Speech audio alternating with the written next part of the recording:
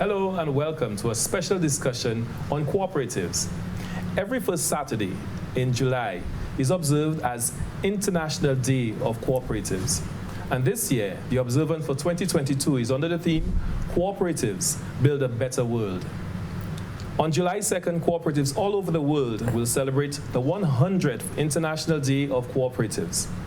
A decade on from the United Nations International Year of Cooperatives, we showcased a unique contribution of cooperatives to make the world a better place.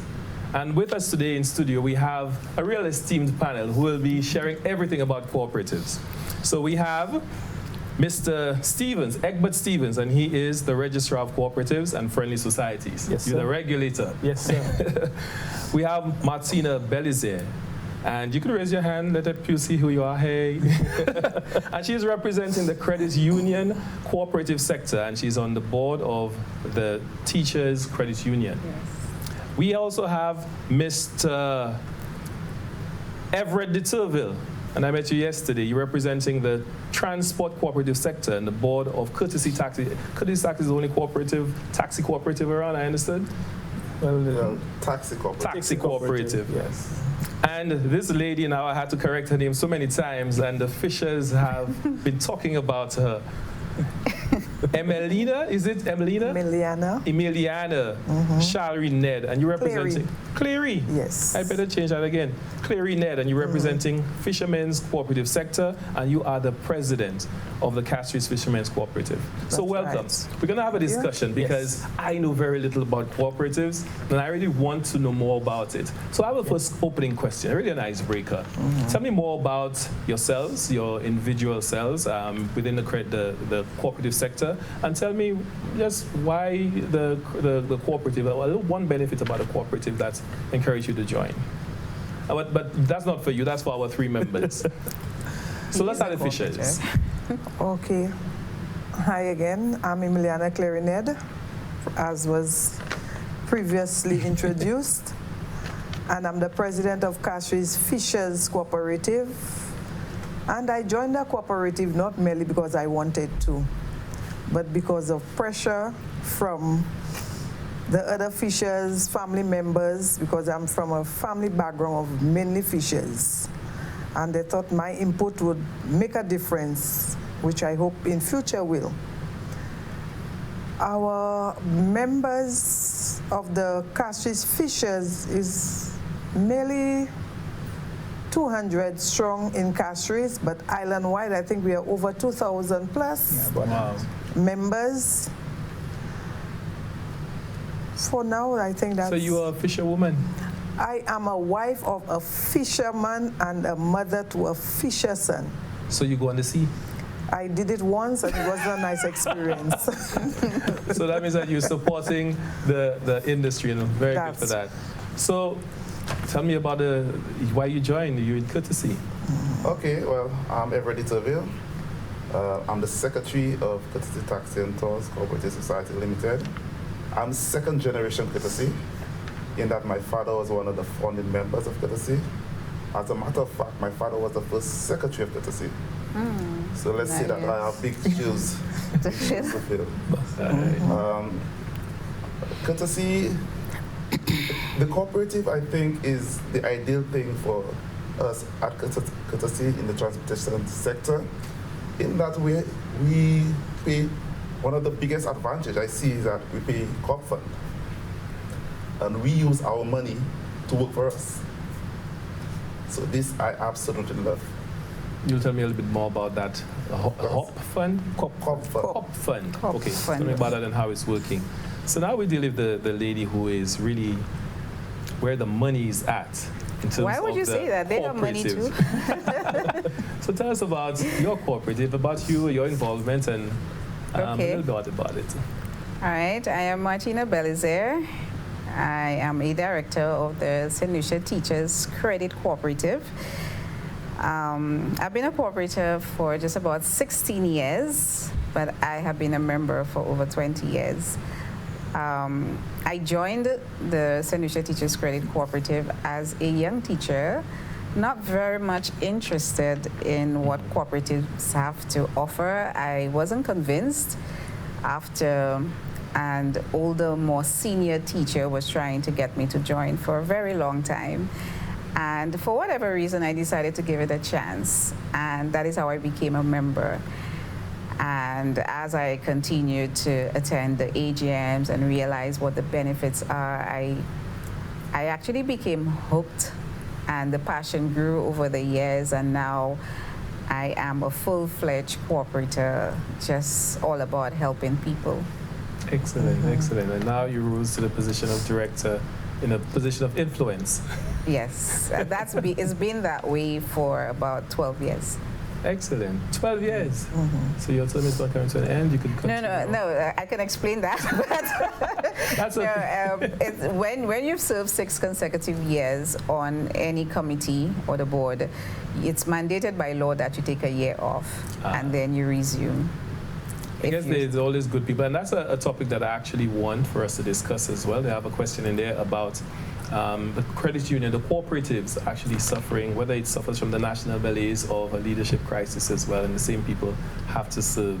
So tell us, Mr. Stevens, tell us what is the role of the Department of Cooperatives in the whole sector? How are you involved, and how do you regulate, coordinate the sector? Well, the role of the department is that of being a regulator, and also we're there to advocate and register, cause cooperatives to remain relevant, viable, and cause them now to, as they would say, grow our economy one member at a time.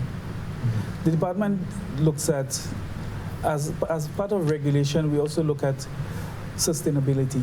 So when cooperatives have issues, especially they put into law, administrative governance issues, we look to see how we could help them correct it, how we could help them develop and to continue.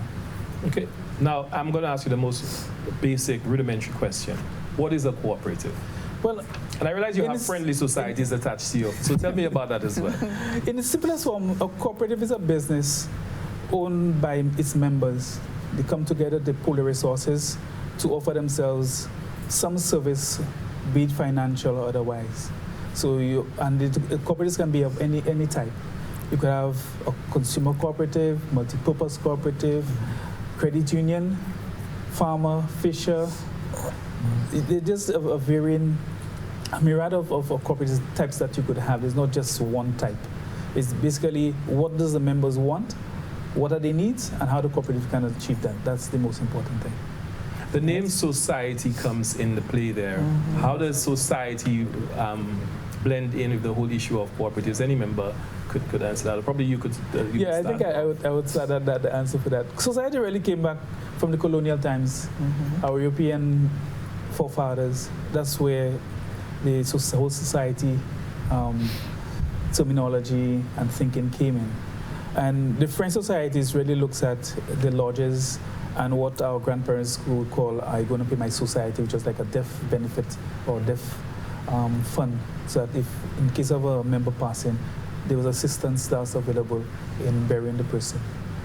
These have dwindled over the years, but there's still some. And funny enough, just probably about a year ago, in the middle of COVID, I got application for one to be registered, a French society. So they are still around. And some of the young people are showing interest in how, but the benefits that you get through the credit unions, the FIP and whatnot, is really an upgrade of that. So you find that persons in the credit union are able to do that much better than what the society was doing at the time. So that's why they are dwindling right now. How does one start off a cooperative? I mean, I have 5 friends who like karate, and could we start off something because I have a like interest? How do you start off a cooperative? Is there a certain set of requirements that must be in place for you to set it up legally? Legally, there are certain requirements. Each type of cooperative is different. For credit unions, you need a minimum of 20 persons. For farmer and fisher cooperatives, you need a minimum of 10 persons. And it's not one person that starts a cooperative, it's a group. So a group of persons will come together and decide, well, you know what, we think we want a cooperative because we have these needs and we figure we could put our resources together to address, and the cooperative would be able to address those needs. And person or persons would make an application to the department, to the registrar. The registrar would get that application, process it, meet with the group, find out what are their interests, what are they looking for, and basically guide them through the process of registration and what is required of them thereafter. Because it's not just register you and you disappear. Yeah. At the department, we have different officers, and each officer is assigned to a different cooperatives to assist them, to monitor them, and make sure they are following the act, the bylaws, the policies, and making sure that they're doing what they're supposed to do. Excellent.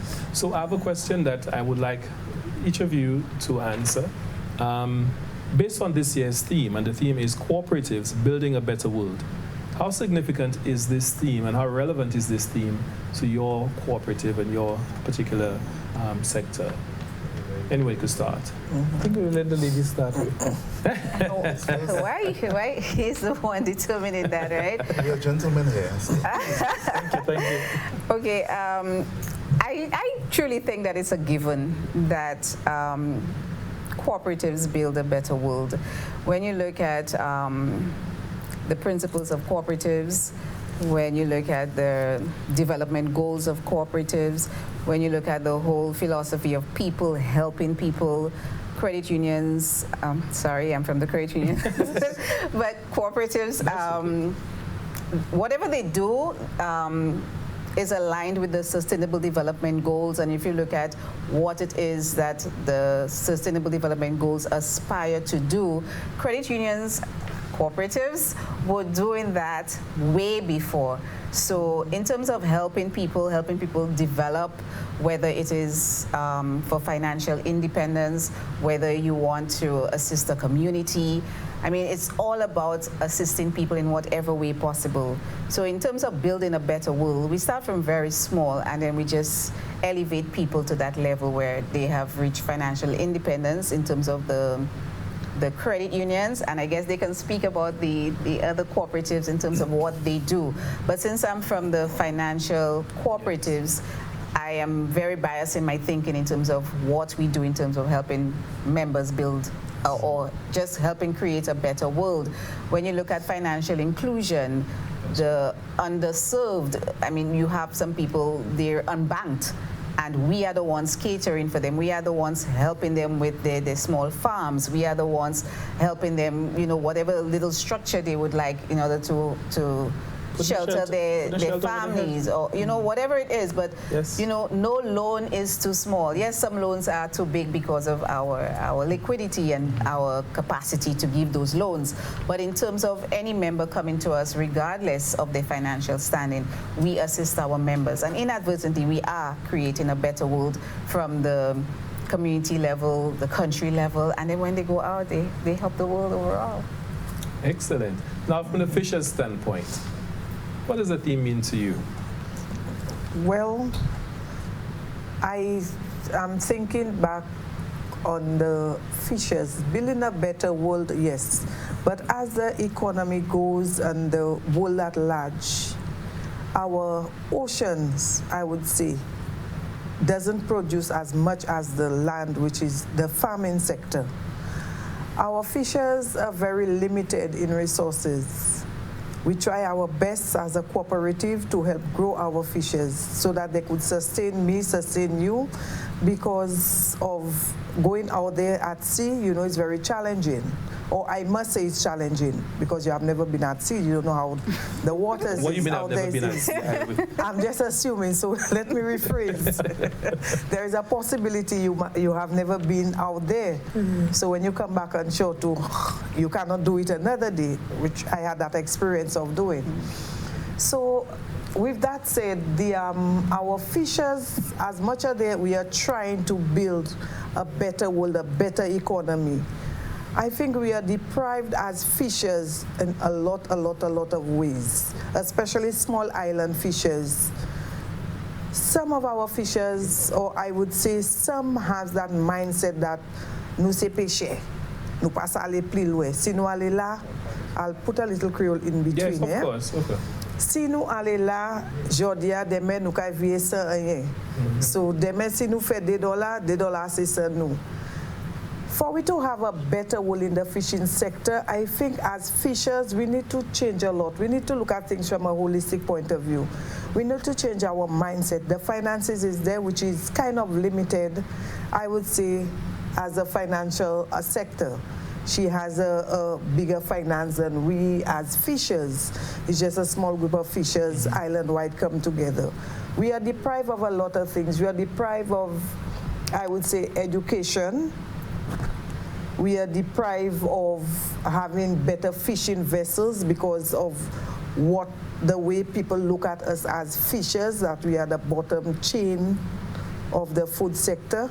Let me put a pin right in there, because we went out yesterday and we got some views of persons in the various sectors, and we've put together a montage of those views. And the fishing sector is the first one.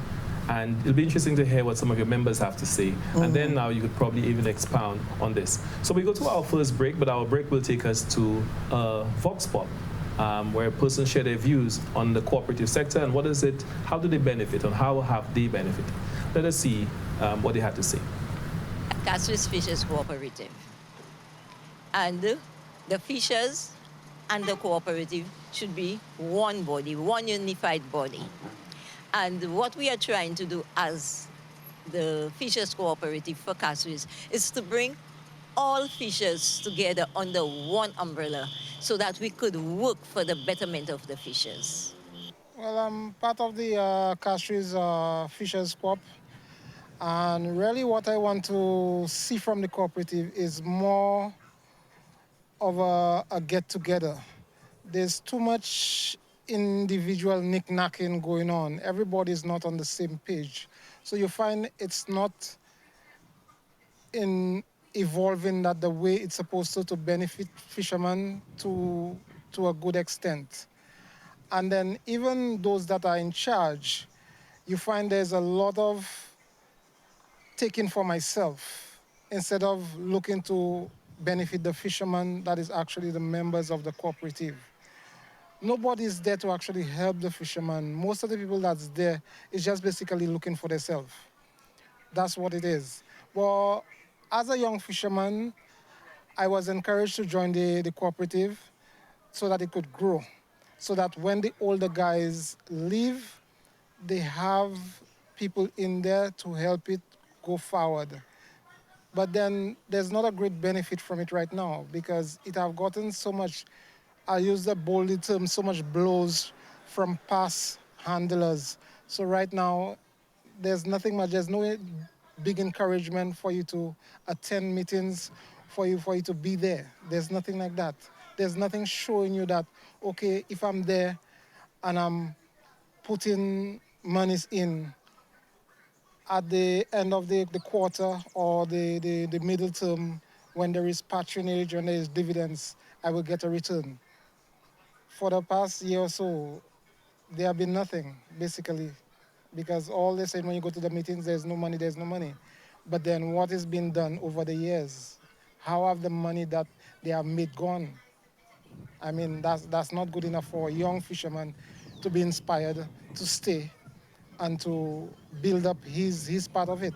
It's nothing like that.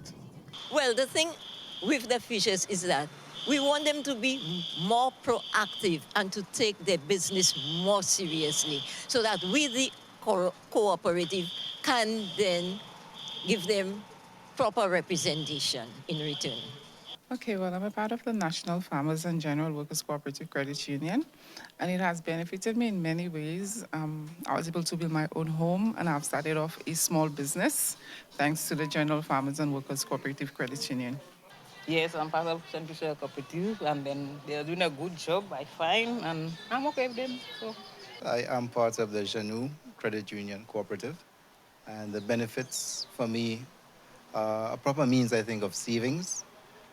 Compared to some of the other institutions. And by far, they are one of the institutions I find that would facilitate you for loans at lower and better interests. So that's the benefit to me for being part of it. I'm part of the Janou Credit Union, and it has benefited me. Well, actually, I have my own house, and it is because of the credit union. I remember when I started to work at the age of 18, I started to save my money, and they gave me the start to build my house, the house that I'm living in right now.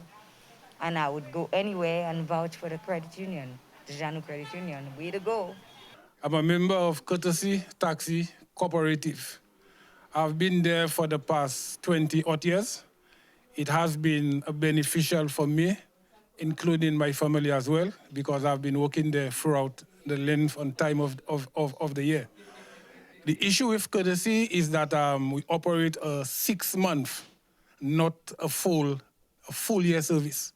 So that's where we have a little downfall in it, because we do not operate a whole year, but we operate 6 months. But however, for the 6 months, sometimes we find it's very good. Sometimes it's a little downfall as well. So it's basically it's balanced. But we're looking forward that in the future that we'll be in a better situation, in a better position, where that we will be able to enjoy the benefit of Courtesy Taxi as a long term.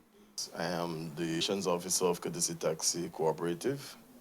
I think a few ways we've benefited from the cooperative. One would be they can negotiate on our behalf. If we have any issues, they act as mediators for us. Just having a place to go to if you have any issues, if you're concerned about policy or the law concerning cooperatives, they are always there to help. And welcome back. We're here discussing International Day of Cooperatives under the theme Cooperatives Build a Better World. And when we left off, before we went to this very interesting break, you were indicating that fishers were disadvantaged in many ways. You said education, you said in terms of the vessels. Would you like to continue this point before we move to the Taxi Association? Yes. As I was saying before, sometimes it's so disheartening when we hear fishers, you know, they plight and they complain. And that has been happening for years upon years. And most of our fishers are elderly people, which most of them now are already going out. There is no structure, nothing in place with our young people coming on board to be fishers. I think it was a couple of years ago, it was, I think Sir Affa had that seminar going on to introduce the fishing into the curriculum. I am not sure where it is right now as we stand.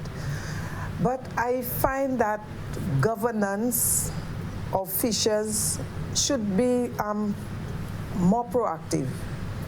That is something they should put into the schools, start from in the schooling sector. Have other places, there is farming, there is agriculture on a whole. But the fishing sector is something that is dying out. And if you look in Castries don't even have about 10 fishers going out to sea daily with Waterfront and Banans Bay. I know Grosley have a few, Dennery and the other places, but most of our fishers are aged people for now. So I find the governance should be doing more in the fishing industry to attract younger fishers, because the older ones are going out, and we need the younger ones to come in to sustain that sector. Well, I have a challenge for you, because I thought that was the whole rule of the cooperative. So we will come back to that. So we have the transportation aspect of the cooperative. So tell us, is your experience similar, that you find you're disadvantaged in some way, or is it that you find that the theme is apt, that cooperatives build a better world for you? Well, in the transportation sector, I honestly believe that we have an advantage of being a cooperative. In fact, I say that to say that cooperatives have certain privileges. You have problems, government have the regulator who can offer you advice. You know, if, for instance, you need to put certain proposals in place, they can help you as to the best way forward. When you negotiate as a cooperative, you have the backing of other cooperatives behind you, believe it or not. So say, for instance, if I had a guest who wanted to do a fishing expedition, I can probably call my friend at the fisheries and say, hey, let's work together, let's make some money together. And I think in the future we should really be trying to put those kind of initiatives in place. To have like a national cooperatives, that's not in place yet? Everybody still has a separate, is there a national board? Yes, but the problem is working together, we have not really gotten to that point, to really, how should I put it? To really gel together. Yes. To have a national to be cooperative. gelling so everything can move smoothly. So you're still operating as separate cooperatives, yes, and not as one unified national cooperative that pushes the interest of the entire body. That's correct. Okay.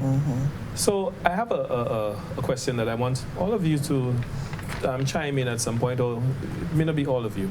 But with 16 credit unions and 22 financial cooperatives, is this an indication of a well-oiled cooperative sector? That you have a lot of, it's a flourishing of cooperative, both the financial aspect and the non-financial aspect of the cooperative I think that information really rebounds down to that. In St. Lucia, we're privileged to have at least one cooperative in almost every community, every major community. The only community in St. Lucia that doesn't have a cooperative is Canneries. But Babon is part of Grizzly. Grizzly has. I'm Babon. So there's no cooperative in Babon anymore? No, there's no cooperative. Not anymore. They never had one. You should probably take that. There's never been. I thought there was a poultry cooperative in Babon. Well, there may have been a poultry cooperative, but it was not representative of Babon in itself. It was representing the poultry farmers. So that's a big, okay. Yeah, so it is a difference. But, I mean, generally we have at least one cooperative in almost every community in St. Lucia. The majority of them, we have three cooperatives, a fisher, farmer, and a credit union. Yeah. And like Mr. Ditobu was saying, it's important that as one of the principal of cooperatives, cooperation among cooperatives, for our cooperatives to work together. Because the members of a transport cooperative would most likely be a member of a credit union. And maybe sometimes they would even have business as a fisher. Because you find quite a few persons, boat owners now, we're not born into the cooperative, or not, they invested into the cooperative, and they have members of the cooperative, the crew working for them, but they're not in the cooperative, they have other jobs doing. So it really looks at how we could utilize all our resources and make a better world. So how is your department helping to create this level of togetherness, bringing persons together? Well, or is it that you want it to happen from an organic standpoint and then you get involved? Well, we usually encourage it organically, because as regulators we cannot be pushing the agenda and asking persons to work, but we encourage them. We tell them, look, the benefits to be derived. I mean, if you're able to work in that cooperative, guess what? Some of your members are also there, so you benefit in your own membership. So it's not a matter of because as regulators, our responsibility is to regulate, not to tell the cooperatives who they should affiliate with. That is for management and that's the a separate role. That's a separate role. And sometimes you find some persons in the cooperative, especially the older folks, they misunderstand that and they figure that we are supposed to tell them what they should be doing manage-wise. But we also, all we do is we try to encourage them, but why don't you look at this? Why don't you look at that? Because we have found in the past where we try too much and it fails, maybe because of lack of capacity. It comes back and say, but me, Zotki do Professor.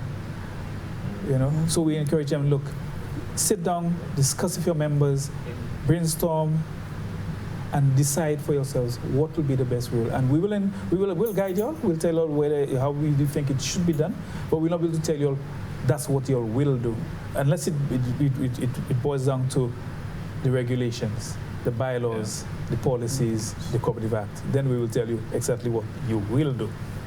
I get a sense that the 16 credit unions don't have that issue. Well, the credit unions right now, our regulator has a different regulator. I want our credit union rep to answer, because I get a sense that the other non-financial cooperatives may have a different issue, because you have different strengths. Yes. But the credit unions, because you have issues of the commercial banks that you have to also protect yourself against. And I guess it's important that you band together to ensure that you remain as authentic as when you began for members.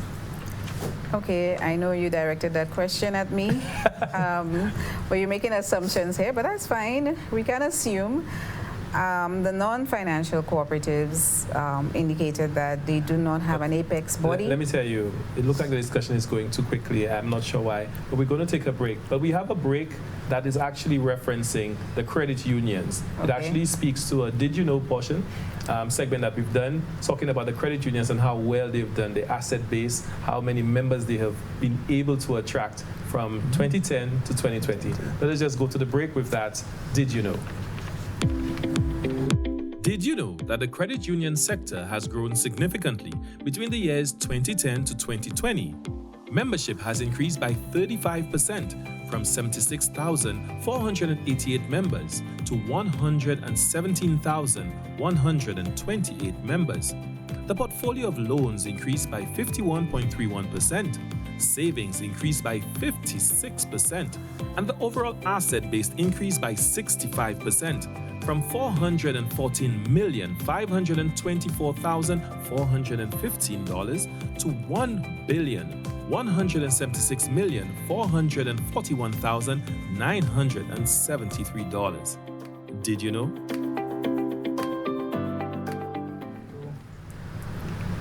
Wow, that is growth. That sector is growing, and I mean, I think everybody has a credit union account. Doesn't matter where you are. If you don't have a credit union account, someone like you don't have a phone. So that is a really congratulations to that sector. So tell us more about it in terms of the togetherness that's there within the credit union cooperative. So as I was saying before the break, we have the St. Lucia Cooperative Credit Union League, which is the apex body of credit unions, and one of its main mandate is that of advocacy. So we would come together, we would have meetings, discuss, for instance, the harmonized bill, the new harmonized bill. We had 2 meetings last month, I think it was. Yes. Well, one last month and the month before, where all credit unions came together and we dissected that bill so that now the league would meet with the minister and discuss whatever our concerns are.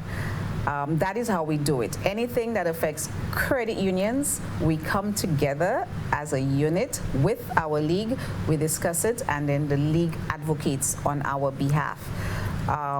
With the last administration, I'm sure you heard about the issuing of bonds and salaries with public sector workers. We met collectively with the Ministry of Finance. We discussed everything. We came to a decision collectively where that's concerned. So we guard each other, and we guard each other jealously. Right?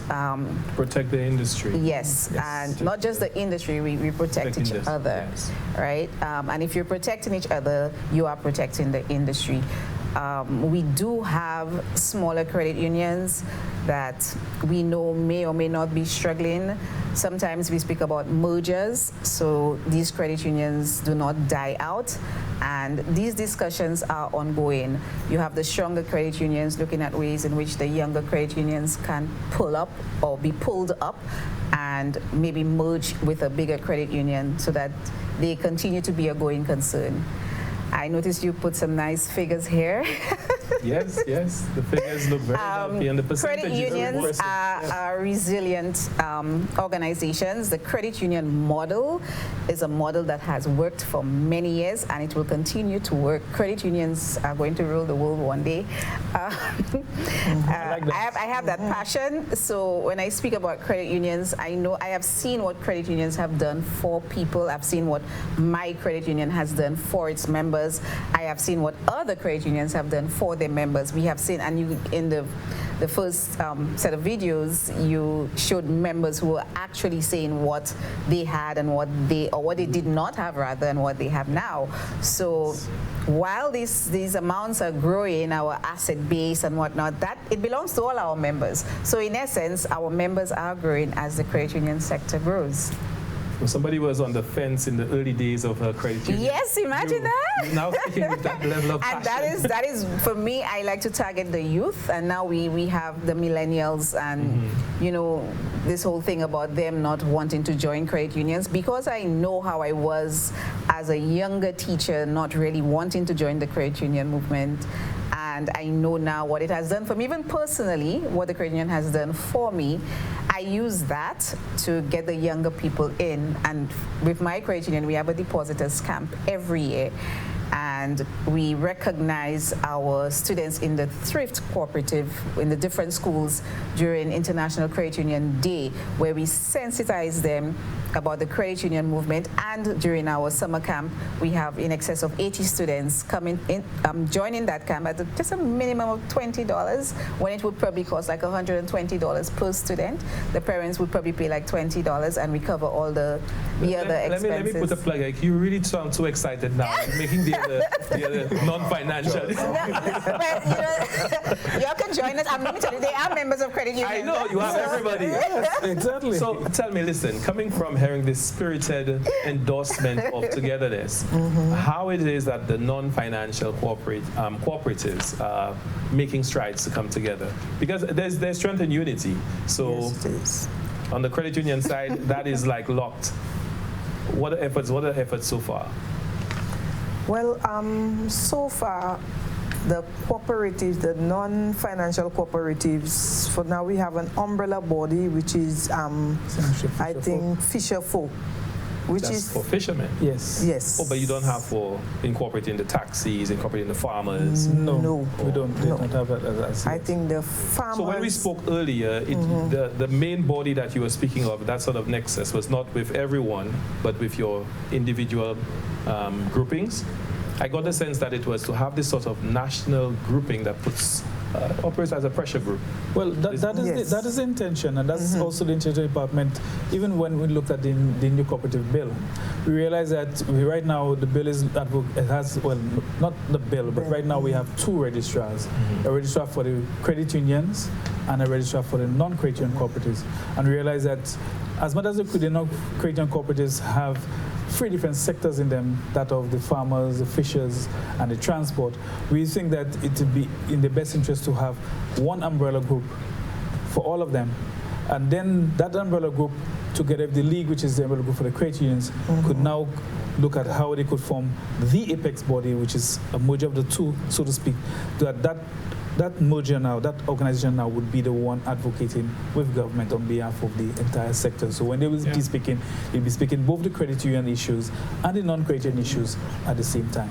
Yeah, because there's a lot of free money out there. Sometimes they want to give it and share it out instead of everybody getting, a piece. not everybody, but somebody getting everything and the others don't get. I think it'll work that way. But tell me, what have been some of the successes of being a member of a cooperative, or having that cooperative? Some of the successes that you've done on behalf of members. Let's start with the transport sector, the taxi sector. I know that taxi, I get jealous of the fact that you'll have concessions, duty-free concessions on vehicles. Yes. Can I join your association at any point, or do I? You're a taxi. Okay. To join. But tell me of your successes. What you've done for your members so far, in terms of at least 2 or 3 successes that your members are benefiting from as being a result, directly resulting from being a member of the cooperative. You put me on the spot there. In that we are working on certain projects that I do not wish to disclose. Not your upcoming projects, but you have, as you said, you had the co-op fund. The co-op you could fund. talk about those things as well. Okay, all right. The co-op fund, basically, everybody pays tax, right? Once you work, you have to give unto Caesar that which belongs to Caesar. The good thing about being a cooperative is that you can use Caesar money for the cooperative. May I explain that? When you pay tax, you give the money to government, which government use it to put infrastructures in place and stuff like that. When our members pick up fund, we use the members' money to develop the cooperative. So say for instance, if we need office space, you know, we need to have a further investment. We need to buy a coaster, Def fund, you know, def levy, stuff like that. We can use it from that fund, so the members still benefit from whatever they pay. So the association has its own buses? Cooperative. The cooperative has its own buses? Yes. That's not taking from your own members as well? No, you see, the thing is, the tolls. There are things that our members cannot do with the limited resources that they have. So say for instance, most members we have 15 seaters.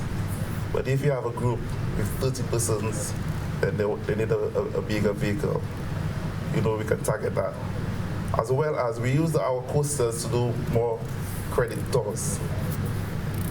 So when our coasters go out, we work with different companies that they know, okay, they can rely on a courtesy to provide coasters for the tours, which probably is going to be paid a much lesser rate. So it goes to the cooperative instead of our members taking their investment to work for that lesser. And then they all get a share of the funds at this time. Because it's the cooperative money. So that is a direct benefit. We are hoping moving forward that we will be able to give members dividends. We have not been able to do so in the past, but based on the plans that this current board have, we're seriously hoping that we'll be able to achieve that. So for fishers, that means that you'll have to have a set of big boats on the water that belongs to fishers, the fisheries cooperative. That would make sense, like the huge, is it pirogues they call it? The little small trawlers? No, the large ones that could go out for days that we've been speaking of. Trawlers, yes. And then, as the money is made, there's a direct benefit. Well, that is our aim for now. The new board, although we will be re-electing after the AGM, which will be coming up quite soon. But our fishers benefit. If a fisher comes to us and they want to get a boat, for example, if they have that's a small canoe, they want a fiberglass. We help them, we give them letters to go to the credit unions, which they go to my dear friend here. Oh, yes. They go to the credit union. We will facilitate them with everything they need to get that money so that they could get a boat, they could get an engine. We have what we call the reserve fund or the distress fund. If our fishers lost a boat at sea, an engine or whatever, we use from that fund to help them to start all over. And now, as present, the fuel is so high, it's another challenge. So anyway, we can help our fishers to continue their daily livelihood. That's what we do for our fishers. So our fishers, the duty-free refund? Yes, we have duty-free. They have as much rights as the farmers, but most of our fishers really don't take advantage of that. We give them the patronage refunds. So our fishers benefit a lot. But most of the fishers don't take advantage of all the benefits there is. But there is a lot of benefits for our fishers. Yeah, because when we moved around yesterday, they sounded very disgruntled. And you know, in every association, you hear things like, you know, and the thing is, it's sad that people offer their time to serve those associations. We'll go to a break. When I come back, I want you to answer this question here about whether the cooperatives are plagued by what is happening nationally in many groups, this whole issue of a leadership crisis, and you do not get that succession planning. And I want to go further with each one of you about what you had mentioned, about how you attract young persons into the cooperatives. So when we come back, we will continue our discussion. We're discussing International Cooperatives Day under the theme Cooperatives Build a Better World. We'll be back. Did you know that in St. Lucia there are 16 credit unions and 22 non-financial cooperatives? The now defunct St. Lucia General Transport Cooperative was the first registered cooperative on 28 September 1953. The first registered cooperative credit union was Elks Credit Union on 15th March 1967. Goodwill Fishermen's Cooperative was the first registered Fisher Cooperative. on 6 January 1967. And the first farmer cooperative was the St. Lucia Pig Farmers Cooperative on 13 February 1980. Did you know?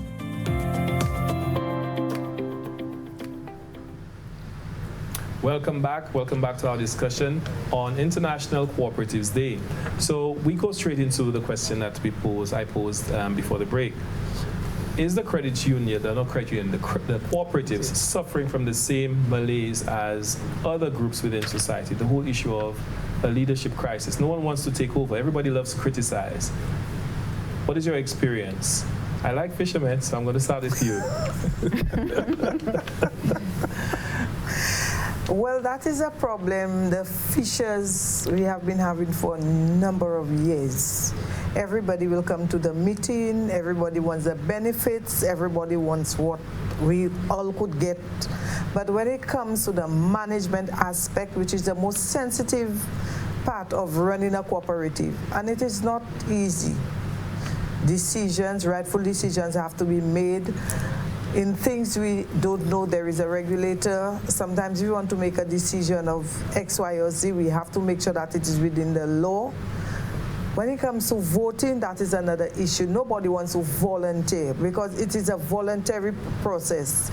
At the end of a term, maybe a year, two, whatever time you want to spend on the board, you get a gratuity. And fishers, most people find a gratuity is not enough. They want to do it as ça c'est salaire, mais pas qu'à travailler pour rien. Mais vle joindre si, mais vle joindre ça, mais vle venir, mais vle go, un seul coup, mais vle crawl, mais vle courir.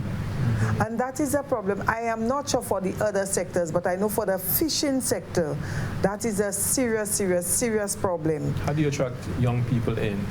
How do you attract it to join? The young people, I think because of the stigma in society that when you're a fisherman who serve vieneg, and that term before it's come, oh, a wafrat ki ka fe pêcher, and things of that sort. So they don't want to smell of fresh, they don't want to be dirty, they don't want to go out there and hustle. So now a lot of young people realize that the fishing industry has benefits where you could go out, you could sell your fish, you make a little bit more profit. So everybody will want to come in. I sell $50 today, sakavia posh me, mami lepisa, na ibo wom, na ifesi, na ifesa. Whereas they're not looking at the long term, some, not all. They're not looking at the long term benefit. So if we put more, what I would say, we put out more, we advocate more. We target the youth, we target the schools, from the primary sector to the secondary to the university. You know, and actually teach them the benefit of fishing. I think that young people will be more attracted to the fishing industry instead of living for the old people. Prime example. You're very correct, because I've never seen that there are any courses to do for fishing, nothing at all. Now, I don't want to cut you short too much, but I do have to, so that we could get some of the, we are actually running out of time. Tell me, do you have that same issue of a leadership crisis? Persons don't want to serve. They just want to be served.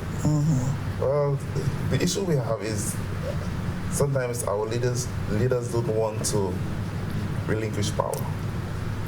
You know, but I don't want to dwell on this too much. When it comes to the youth, I don't think it's a problem to get the youth into the transportation sector, because in the tourism sector, most young people, you know, they want to make a little tourist show off this beautiful country we have in St. Lucia. The problem I think we have at Courtesy is we need to find innovative ways to grow and do not just limit ourselves to point surfing, where we have been for over 40 years.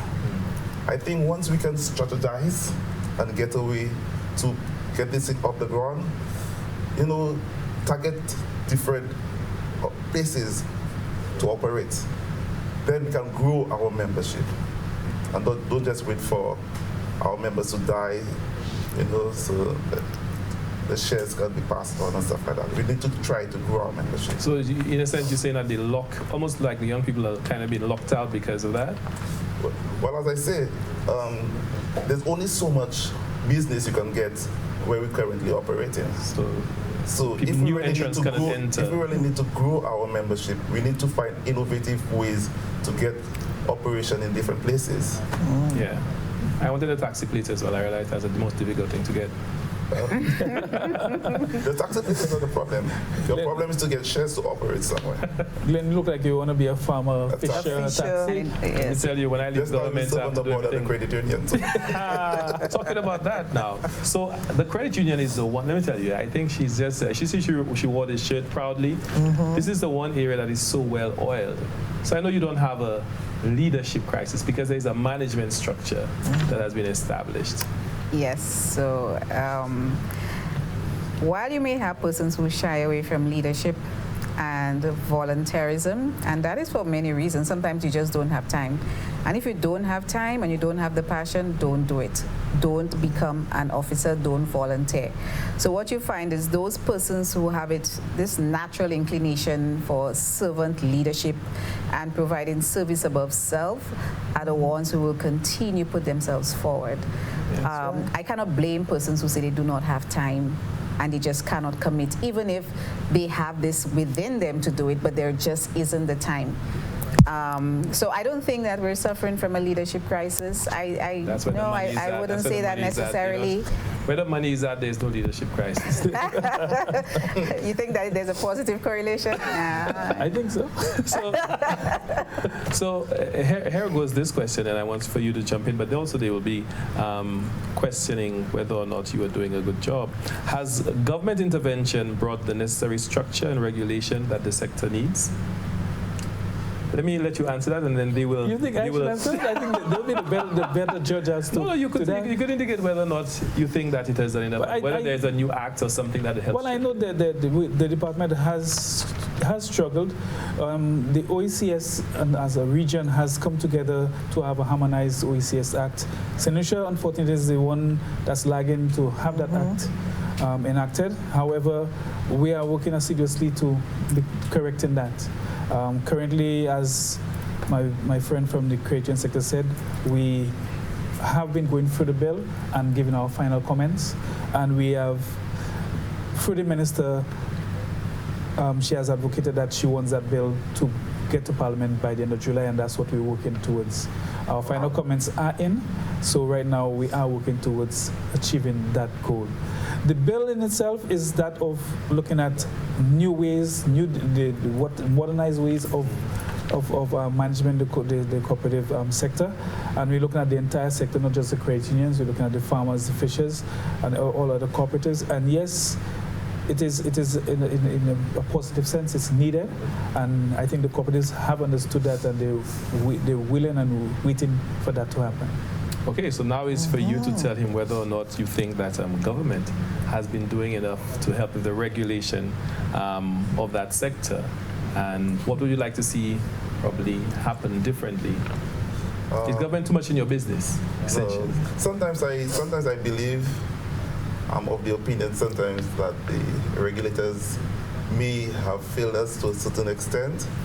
I know that they have their limitations, but sometimes we need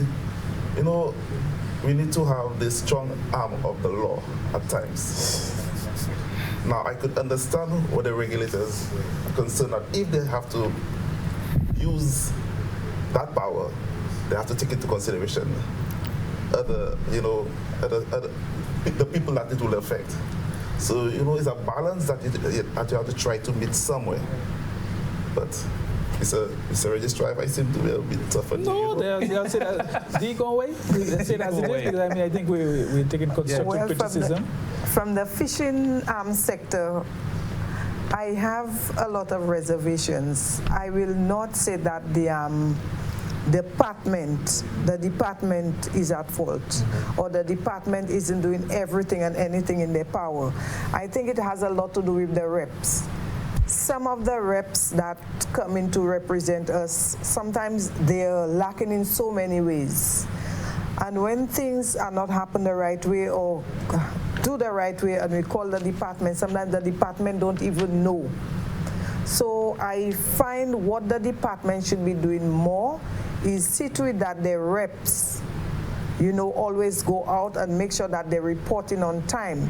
If they do that part of it, I think we will be regulated a little bit more efficiently. We will not have a lot of challenges as what we are having now. And a lot of things will happen where if we falter, that the department could step in, and say, well, hey, you all need to do this that way or do that way. You're faltering here, you're faltering there. I will not say the department, but it is a lot to do with the representative or the reps they send out to represent us. I think that's where the fault is, and that's where the department should guide properly to see that we are properly regulated, we are doing things by the law, everything's happening on time and in the right way, things supposed to happen. If that is covered, I think we are already on the right track of making a better cooperatives, and that we will be able to marinate all the different cooperatives together so that at the end of it, we all members, cooperative, will be happy and everything will be so. Yes. Yeah. So we're quickly, time is quickly leaving us, so I'm going to skip over the other questions that I have there for you. And I want you to tell me, each of you, in 1 minute, parting words of encouragement for members and potential members to join a cooperative. Okay, since you love fishers, let fishers start first. Because the young people tell you it's not encouraged, so I want to know, see how you could encourage them. Well, what I will say to young people out there, instead of just taking word of mouth or hearing on, how do you say, Powell Bolawi, come in, ask questions, find out what's going on, get the benefits. Instead of getting all the negative, try to get the positive. We have leaflets, we have meetings. Come in, see what the Fishers Cooperative is all about. There is a lot of benefits out there. It's long-term benefit, so that when we sit and retire, that we could say, well, we have contributed to the society, we have done our contribution as a human and as a person living on the island. And we will say that, I will tell the young people that, it is a profession that is well gratified, that is well satisfied, and not just I go in out there navigate. It is something. And there's a lot of money in it. Oh, yes. Oh, wow. I'll buy a boat. And so I'm buying a boat. I want to get the taxi. So you have one minute. Tell me how you encourage young persons. What I would say to young people is, the more you can put your resources together, the more you can get out of your resources. No man is an island. Okay? So once we can come and work together as individuals, coming together, we get a bigger body, we can get more profits. Save your money. Join the credit unions. I was born into the credit union, the Cicero Credit Union. Unfortunately, it fell by the wayside, but we have very good credit unions right now. Cooperatives. Cooperatives. We have, I don't want to mention any particular one because I don't want to, my colleagues still have a problem with me. But yes, save your money, get money from your money, and let's work together. Now, he mentioned credit unions so much. You see, it's because of your endorsements having earlier. An impact on me. Yes. So you cannot have a conversation without mentioning credit unions. No, I can't. Right. No, I can't. So tell me, how will you encourage young persons to be part and to join, and what are the benefits for them? In 1 minute, I know you're very passionate about it, but let me see how you could. Can I just say what the two of them said? What they said, plus take it from somebody who possibly like 25 years ago was not interested in really joining a credit union, didn't really see the benefits because I wasn't truly convinced. And having joined the credit union, it has benefited me as an individual tremendously. No matter what amount of funds you have, no matter how small it is, we can help it grow into something big that could help you develop as a person. And so much can redound to your personal benefit if you join the credit union. Speak to somebody who is in the credit union movement, not to just anybody. Speak to somebody. And if you continue to speak to different people who have benefited, you will not even have second thoughts about joining. Wow. I think that one of them will hire you separately to do this. I would say I want to join, but I've joined already, so I'm there. So you get to close off in 45 seconds. Yes. Well, what I would like to say as registrar and on behalf of the department is to encourage all cooperatives to celebrate International Cooperatives Day. Yes, the day is tomorrow, but I think we have a whole year ahead of us, and we should at least plan at least one activity that would represent that day. The department also encourage all cooperatives also feel free to call on the department if you need any assistance. Our doors are always open. If we feel we're lacking in any particular way, please inform us so that we could correct that, we could make it better so that we could better serve you, the cooperatives. Well said. Now, he said tomorrow, but this program may be playing more than tomorrow. So it is on July 2nd, the first Saturday in the month of July. Yes. And it is celebrated as International Day of Cooperatives. And the theme for 2022 again is Cooperatives Build a Better World. Thank you for joining us. It has been a wonderful discussion. And join a cooperative, join the credit union, join the movement. Thank you very much.